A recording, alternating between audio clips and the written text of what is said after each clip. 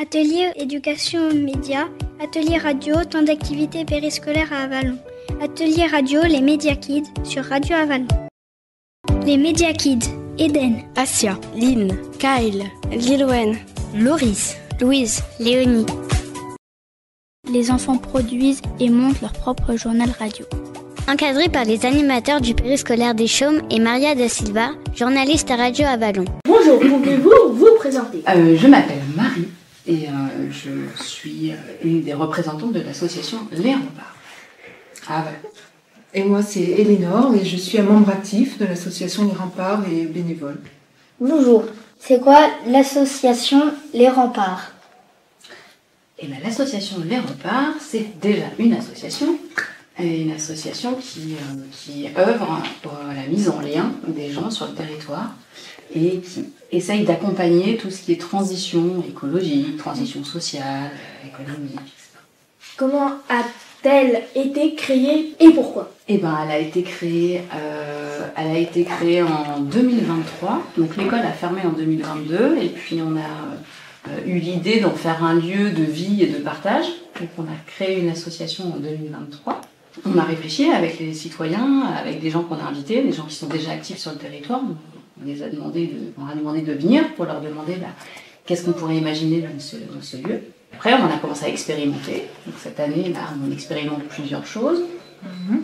Oui, je voulais ajouter qu'il y avait pas mal de réunions au début qui étaient ouvertes à tous, en fait, à tout public dans Avallon. Et donc c'est comme ça, moi, personnellement, que j'ai connu Marie et François Julien, qui sont à l'origine du projet.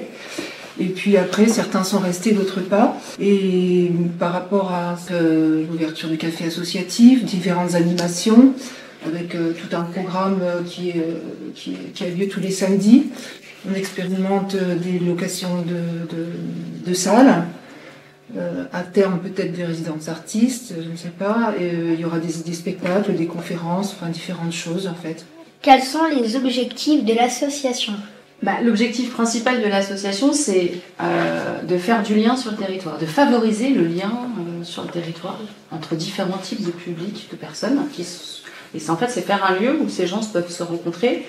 On s'est rendu compte qu'il n'y avait pas forcément un lieu qui fixait comme ça une animation un peu café. On peut rentrer facilement dans des animations différentes de culture, de vivre ensemble, sur l'écologie par exemple, aussi la culture également. C'est pour ça d'ailleurs il y a aussi une bibliothèque, une bourse aux livres permanente. Il y a aussi des livres en accès libre, des jeux de société, plein de jeux pour les enfants, et c'est en accès libre. Voilà. Merci. Avec plaisir, merci. Bonjour, qui sont les bénévoles? Alors les bénévoles, c'est toute personne qui a envie de participer à l'association. C'est ouvert à tout le monde, alors peut-être pas aux mineurs par contre.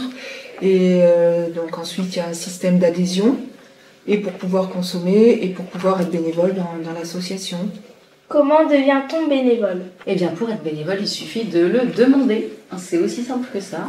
Alors après, je reviens, je pense qu'on peut quand même prendre des bénévoles mineurs, mais ils ne pourront pas tenir le café associatif et vendre de l'alcool. Je pense que c'est... Mais par contre, peut-être que s'il y a des enfants motivés pour faire un peu de jardin, parce qu'on a un jardin, ou des adolescents qui veulent faire une animation autour des jeux, par exemple, c'est tout à fait possible. Et on devient bénévole parce qu'on demande, parce qu'on en a envie, parce qu'on a envie de participer. Il y a beaucoup d'animations. Pouvez-vous nous en parler? Oui, il y a pas mal d'animations qui ont lieu la plupart du temps tous les samedis. Là, il y a un programme qui est affiché là-bas. Il y a également des artistes qui viennent exposer. Là, donc ils viennent exposer pour 2 mois. Sinon, il y a des animations de type conférence. Il y a un cycle de tissage. Parce qu'à terme, l'idée c'est de créer un tapis qui va rester ici. Il y a du tricot, il y a des apéros polars, il y a plein d'activités différentes et qui sont en fait, ça dépend des personnes qui ont envie de venir faire un atelier, ils peuvent très bien venir le faire. On s'amuse beaucoup d'ailleurs pendant ces activités. Parmi les activités que vous proposez, quelle est celle dont vous êtes les plus fiers? En vrai, c'est une question qui n'est pas facile, parce qu'on est relativement fiers de tout ce qu'on propose, parce que du coup, sinon on ne proposerait pas.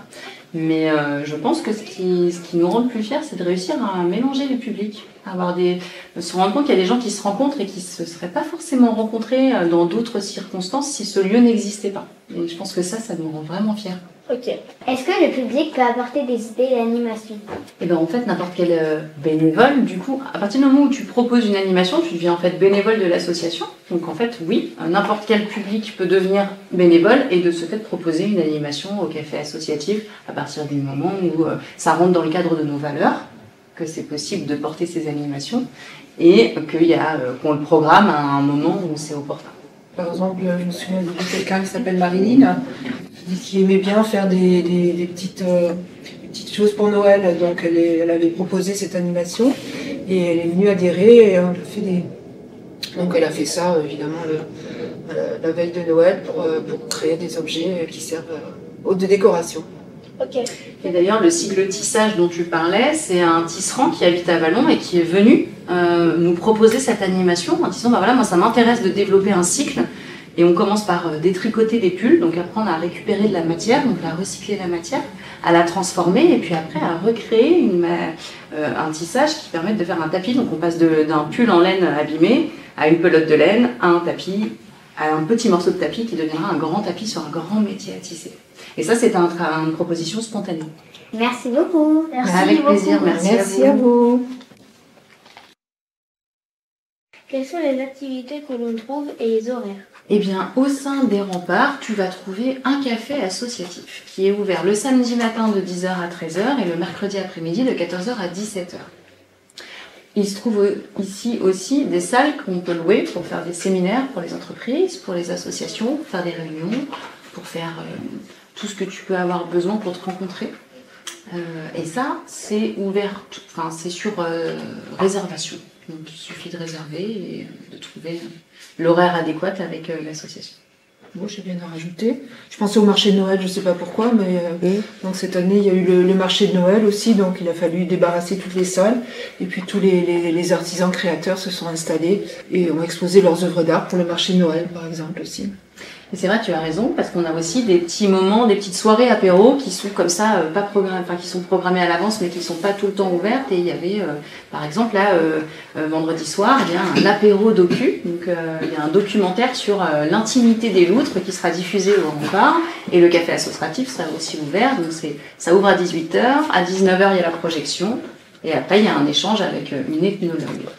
Comment devenons adhérents? On devient adhérent déjà sur demande, et puis il suffit de remplir un petit formulaire et puis de donner une cotisation. Et alors après, on participe ou pas, on est membre actif ou on vient en tant que bénévole pour profiter du lieu, échanger avec d'autres personnes, participer aux animations, ça c'est un choix personnel après. Oui, tu peux être juste usager du lieu et la cotisation c'est prix libre à partir d'1 €. Donc, tu peux donner 1 € et considérer que c'est suffisant ou donner un petit peu plus si tu peux ou si tu veux. Ça, c'est absolument possible. Qu'est-ce qu'un membre actif? Un membre actif, c'est un membre qui participe aux activités de l'association, par exemple tenir le café associatif le samedi matin de 10h à 13h, ou qui participe également aux réunions, puisqu'il y a des réunions de travail aussi, pour parler des projets, pour parler des fonctionnements, de différentes choses à la fois qui peuvent être administratives, juridiques ou sur le fonctionnement de l'ensemble de l'association, et échanger sur différents sujets, sur ce qu'on peut ressentir, etc., sur des personnes qui veulent venir, est-ce que ça rentre dans le cadre du sujet ou pas. On a créé une charte dans le cadre de ce contexte-là aussi, qu'est-ce qu'on met pas. Quelle est votre plus belle réussite? Eh bien, c'est la plus belle réussite depuis le début du projet, je pense que c'est de pouvoir expérimenter dans le lieu, d'avoir des gens qui viennent et des personnes qui commencent à venir, avoir des habitudes dans ce lieu. Tout ce qu'on avait imaginé au début du projet et on valide un peu ce qu'on avait imaginé.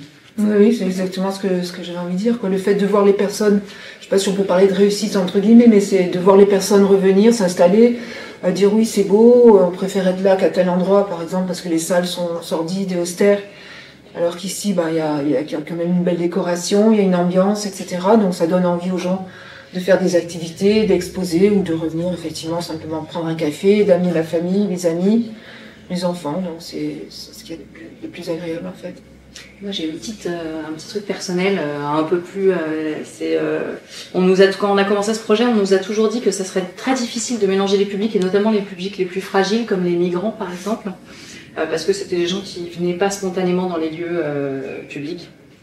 Et on se rend compte de plus en plus, en ayant travaillé sur cet axe particulier, que on a des personnes en fragilité et migrants qui viennent seuls s'installer dans cet espace parce qu'ils se sentent en sécurité. Et je pense que là, on a vraiment réussi ce qu'on voulait faire initialement. Oui, ce qui a été très chouette aussi, ça me revient. On a fait un travail de mémoire du lieu au début. Donc on a accueilli tous les anciens qui sont venus à l'école, depuis les années 40 jusqu'à il y a aujourd'hui, il y a 2 ans à peu près. Donc il y a eu une frise donc les gens se sont inscrits en fonction de leur date de présence. Et puis au début, il y a beaucoup d'anciens qui sont venus, qui se sont rencontrés. Ah, ben, tu te souviens, moi j'étais là, on avait tel prof, etc. On a fait telle bêtise, etc. Ils ont aussi écrit certains témoignages qui sont encore à côté. Donc donc voilà, ça c'était très très très chouette aussi et très très touchant même pour les personnes qui sont revenues. Et on se rend compte que les bêtises qu'on faisait dans les années 50 sont les mêmes qu'on faisait dans les années 2020. Hein. On lançait les mêmes trucs du même endroit. Avez-vous encore des projets à court ou au long terme? Mais on n'a que ça, des projets. En fait, le projet, là, il commence tout juste à émerger. Bien sûr qu'on a plein d'ambitions. L'ambition, ce serait de pouvoir mettre aux normes ce bâtiment, d'avoir un salarié, parce qu'actuellement, c'est que du bénévolat pour supporter ce projet. Et que ce soit un lieu qui soit le café associatif, par exemple, qu'on puisse y faire une cantine aussi, qu'on puisse venir manger dans cet espace, qu'on puisse faire des travaux pour l'aménager au rez-de-jardin, qu'il y ait des salariés qui portent ce projet, qu'il y ait plein d'activités différentes dans ce lieu et que ce soit vraiment un lieu de vie ouvert à tous, incontournable sur la commune. Non, j'ai rien à rajouter. Ce sera le top du top. Voilà, avec un jardin, parce qu'on a un jardin et que ce jardin puisse donner des légumes. Alors là, on est vraiment au summum du plaisir. Avez-vous des partenaires ou du soutien? Eh bien oui, le premier partenaire qu'on a et le premier soutien qu'on a, c'est la ville d'Avallon, qui nous a proposé ce bâtiment pour faire émerger notre projet. Donc on a un bail avec la ville. Et puis, on a des partenaires d'autres associations qui viennent utiliser le lieu pour leurs AG, pour leurs repas. On a tous les citoyens qui viennent ici, qui choisissent de venir ici, tous les bénévoles, tous les adhérents. Et puis, de manière plus globale, on a des financeurs qui commencent à nous accompagner, à reconnaître notre travail et qui souhaitent de plus en plus nous aider à faire fleurir ce projet, qui n'est qu'une petite graine pour l'instant qui gère. Il y a une centaine d'adhérents, je crois. Ouais, un peu, on a passé la centaine d'adhérents qui sont aussi effectivement un soutien important, sans qui ça fonctionnerait pas déjà au niveau du café associatif, etc. Merci à tous. Merci. Atelier éducation médias, atelier radio, temps d'activité périscolaire à Avallon. Atelier radio, les Média Kids sur Radio Avallon. Les Média Kids, Eden, Asia, Lynn, Kyle, Lilwen, Loris, Louise, Léonie. Les enfants produisent et montent leur propre journal radio. Encadré par les animateurs du périscolaire des Chaumes et Maria da Silva, journaliste à Radio Avallon.